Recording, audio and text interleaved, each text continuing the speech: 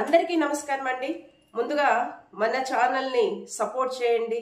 మనం చేస్తున్న వీడియోస్ కు మంచి లైక్స్ ఇవ్వడం మాత్రం మర్చిపోవద్దు. అని కాకుండా మీరిచ్చే లైక్స్ ద్వారానే మన వీడియోస్ మరింత మందికి చేరువవుతాయి. కాబట్టి మీ వంతు బాధ్యతగా మర్చిపోకుండా మన వీడియోస్ కు లైక్స్ ఇవ్వండి అని చెప్పి మరొకసారి నేను సవినీయంగా ప్రతి ఒక్కరికి కూడా తెలియజేస్తున్నాను.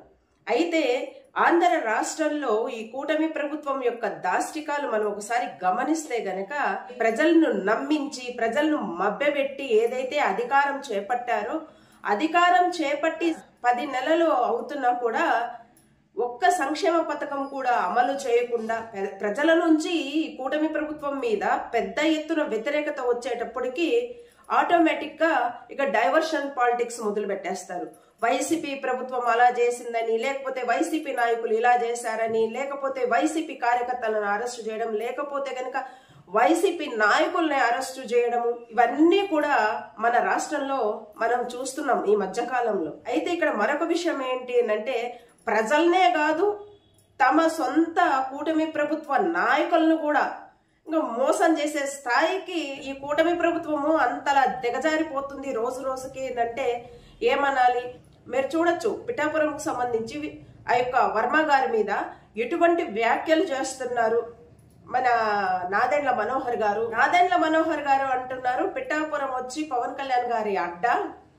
స్థానికంగా ఉన్న వర్మ గారు తను ఏదైతే తన పార్టీ కోసం అంటే టీడీపీ పార్టీ కోసము కష్టపడ్డారో, టికెట్ ఆశించారో, ఆ తరువాత ఆయన టికెట్ ని త్యాగం చేశాక మరి అక్కడ పవన్ కళ్యాణ్ గారు గెలవడము, ఆ గెలుపుకు వర్మ గారు సపోర్ట్ చేయడము, ఆ గెలుపుకు సంబంధించి కూడా వర్మ గారికి హామీ ఇవ్వడం జరిగింది.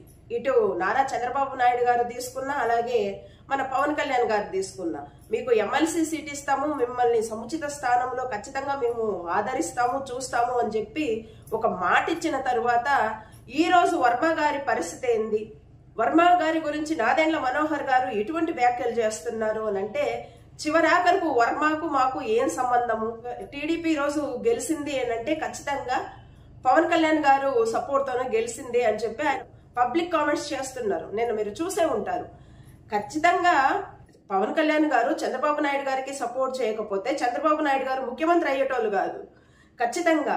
అలాగే చంద్రబాబు నాయుడు గారు పవన్ కళ్యాణ్ గారికి సపోర్ట్ చేయకపోతే ఖచ్చితంగా పవన్ కళ్యాణ్ గారు ఎమ్మెల్యే కాదు కదా, కనీసము కార్పొరేటర్ కూడా అయ్యేవాడు కాదు.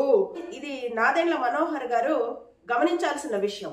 ఒక సినిమా హీరో ఏదైతే తన సినిమాలో హీరోయిజాన్ని ప్రదర్శించి ప్రజలను మెప్పించారో, ప్రజలను నమ్మించారో, తీరా రాజకీయాలకు వచ్చేటప్పటికి ఈయన సొంతంగా ఉన్న సిద్ధాంతాలు కాస్త మరుగున పడిపోయేసేసి హీరోయిజాన్ని కాస్త వదిలేసేసి ఆ హీరోయిజాన్ని చూసే కదా ప్రజలు ఈయనకు మద్దతు ఇచ్చారు, ఆయా సిద్ధాంతాలను చూసే కదా ప్రజల్ని ఈయన నమ్మారు. ఆ సిద్ధాంతాలని ఆ హీరోయిజాన్ని పక్కన వదిలేసేసి ఈ పవన్ కళ్యాణ్ గారు ఏదైతే రాజకీయాలకు వచ్చారో రాజకీయాలకు వచ్చాక పూర్తిగా ఒక విలనిజాన్ని ప్రదర్శించుకుంటూ చిన్న చిన్న ప్రాణాల మీద వీళ్ళ జులుము ప్రదర్శిస్తున్నారు అని అంటే రెక్కాడితే గాని డొక్కాడని ప్రాణాలను టార్గెట్ చేస్తూ ఆమె 35 ఏండ్లంట, ఆమెకి 3 ఆడపిల్లలంట. ఈ జనసేన నాయకులు, జనసేన కార్యకర్తలు ఆ అంగన్వాడీ ఉద్యోగిని పట్టుకొని పాపం వేధించడమే కాకుండా ఈ రోజు నీ ఉద్యోగం పోతాది, రేపు నీ ఉద్యోగం పోతాది అని చెప్పి వెంటబడి ఆ మహిళను వేధిస్తుంటే ఉద్యోగం కథ ఏమో గాని చివరాఖరికి ఆ మహిళ బల్వన్మరణానికి పాల్పడింది అని అంటే ఒకసారి ఆలోచించండి. ఎందుకయ్యా ఇటువంటి జులుం ప్రదర్శిస్తున్నారు ఆంధ్ర రాష్ట్రంలో? ఎవరడిగారు మిమ్మల్ని సంక్షేమ పథకాలు ఇవ్వమని? ప్రజలు. మీరు కదా అలివిగాని హామీలు ఇచ్చింది. అలివిగాని హామీలు ఇవ్వడమే కాకుండా సంపదను సృష్టించేస్తాము, ఆంధ్ర రాష్ట్రాన్ని అభివృద్ధి బాటలో నడిపించేస్తాము, నాకంటే మించిన నాయకుడు లేడు, నాకంత రాజకీయ అనుభవం ఉంది అని చెప్పి ప్రజల్ని మభ్యపెట్టి మాయ చేసి వెన్నుపోటు పొడి చేసి ఇక అధికారం చేపట్టిన తరువాత ఇప్పుడు ప్రజలు సంక్షేమ పథకాలు అడిగినా, లేదు మాలాంటి వాళ్ళు ఏమయ్యా సంక్షేమ పథకాలు అమలు చేయరా అని అడిగినా, లేదు ప్రతిపక్ష నాయకులు అడిగినా కూడా ఈ కూటమి ప్రభుత్వ నాయకుల దగ్గర నుంచి, కార్యకర్తల దగ్గర నుంచి వీళ్ళు మాట్లాడుతున్న మాటలు ఏంటో మీరు ఒకసారి మన వీడియో కింద ఆ వాళ్ళు పెడుతున్న కామెంట్ చూస్తే నిజంగా నవ్వు వస్తుంది. అమ్మఒడి ఏమైంది అంటే మీకు 11 సీట్లు అంటారు, రైతు భరోసా ఏమైంది అంటే మీకు 11 సీట్లు అంటారు. ఫీజు రియంబర్స్మెంట్ ఏమైంది అంటే మీకు 11 సీట్లు అంటారు. అలాగే సూపర్ 6 గురించి అడిగితే మీకు 11 సీట్లు ఉంటారు. షణ్ముఖ వ్యూహాలు ఏమైనాయి అంటే మీకు 11 సీట్లు అంటారు. జగన్మోహన్ రెడ్డి గారు ఆర్థిక విధ్వంసానికి పాల్పడ్డారు, మరో సోమాలియా మరో శ్రీలంక అవుతుందని ఏదైతే వీళ్ళు ప్రచారం చేసుకుంటా వచ్చారో, మొన్న పయ్యావుల కేశవ్ గారు అసెంబ్లీ సాక్షిగా మరి ఏ సెలవిచ్చారో, ఎంత అప్పుందని చెప్పారో, మరి వాళ్ళ ప్రభుత్వమే ఇంకా ఏ విధంగా బయట పెట్టిందో 3 లక్షల కోట్లు అప్పు చేశారు జగన్మోహన్ రెడ్డి గారు, అంతే 10 లక్షల కోట్లు లేవు, 14 లక్షల కోట్లు లేవు అని చెప్పి ఏదైతే తేటతల్లమైందో, కూటమి ప్రభుత్వానికి సంబంధించిన పెద్దలు తలలు ఎక్కడ పెట్టుకుంటారయ్యా అని అడిగితే మీకు 11 సీట్లు ఉంటారు. ప్రతి దానికి మీకు 11 సీట్లు. ఇదొకటే సమాధానమా అన్నిటికీ? ఇదొకటే సమాధానమా అన్నిటికీ? ఇంత దారుణాతి దారుణంగా ఈ రాష్ట్రాన్ని నాశనం చేస్తూ, రాష్ట్రాన్ని ఆర్థికంగా దిగజార్చేస్తూ, ప్రజల్ని బానిసలుగా చూస్తూ ఈ కూటమి ప్రభుత్వం యొక్క చర్యలు ఏ విధంగా ఉన్నాయి అంటే పూర్తిగా నియంతృత్వపు ప్రభుత్వమే. ఖచ్చితంగా ఈ విధంగానే కొనసాగుతుంది ఈ ప్రభుత్వము. ఈ ప్రభుత్వము పేద ప్రజలను పక్కన పెట్టేసింది, హామీలను పక్కన పెట్టేసేసింది, అలాగనే రాష్ట్ర అభివృద్ధిని తొంగలో దొక్కేసేసింది. ఈ కూటమి ప్రభుత్వము అధికారం చేపట్టడానికి కారణం ఒకటే, వైఎస్ఆర్సీపీ పార్టీని పూర్తిగా నిర్వీర్యం చేయాలి, ఆ నాయకుల మీద కక్ష సాధింపు చర్యలు చేపట్టాలి, ఆ పార్టీ కార్యకర్తల మీద కక్ష సాధింపు చర్యలు చేపట్టాలి, ఒక అమరావతిని డెవలప్ చేసుకోవాలి, ఒక వర్గానికి సంబంధించిన పేదలను పక్కన పెట్టేసేసి. బాగా మీరు ఆలోచించండి, ఒక వర్గానికి సంబంధించిన పేదలను పక్కన పెట్టేసేసి ఆ వర్గంలో బిగ్ షాట్స్ కు అండగా నిలబడుతూనే ఆంధ్ర రాష్ట్ర వనరులు ఏవైతే ఉన్నాయో, ఆర్థిక వనరులు, అవి దోచుకొని దాచుకోవడానికి మాత్రమే వీళ్ళు అధికారం చేపట్టారు అనేది స్పష్టము. అది ప్రజలు గమనిస్తున్నారు. మంచి పద్ధతి కాదు ఇది.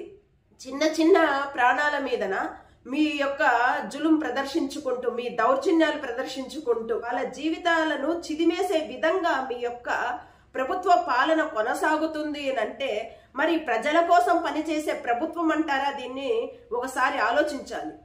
ఖచ్చితంగా రాబోయే రోజుల్లో మాత్రం ప్రజలు బుద్ధి చెబుతారు.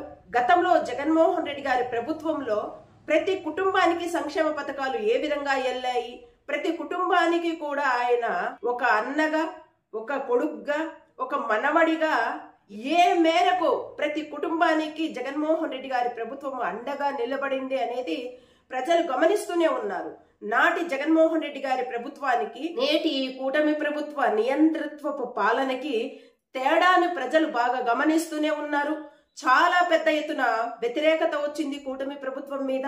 రేపు వైఎస్ఆర్సీపీ చేపట్టబోయే యువత పోరుకు కూడా పెద్ద ఎత్తున విద్యార్థులు హాజరవుతున్నారు. ఖచ్చితంగా రాబోయే రోజుల్లో ఈ కూటమి ప్రభుత్వానికి ప్రజలు బుద్ధి చెబుతారు. మరొక్కసారి రాజన్న రాజ్యం రావాలి అని చెప్పి జగనన్నకు అండగా ఉంటూ జగనన్న అడుగు జాడల్లో నడవడానికి ప్రజలందరూ సిద్ధమయ్యారు, సంసిద్ధంగా ఉన్నారు అని చెప్పి తెలియజేసుకుంటూ, ఓకేనండి, ఈ యొక్క వీడియో మీద మీ యొక్క విలువైన అభిప్రాయాలు తెలియజేస్తారని నేను ఆశిస్తున్నాను.